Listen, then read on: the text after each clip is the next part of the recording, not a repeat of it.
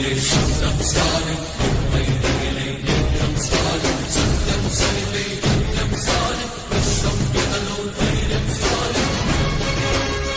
నమస్కారం.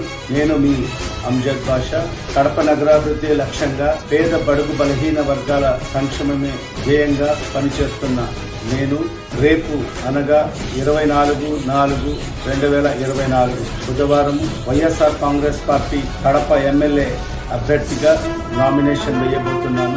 రేపు ఉదయం 9:30 గంటలకు నా స్వగృహం నుంచి ర్యాలీ ప్రారంభమవుతుంది. 11:30 గంటలకు మరి ఆర్డీఓ ఆఫీస్లో నామినేషన్ వేయడం జరుగుతుంది.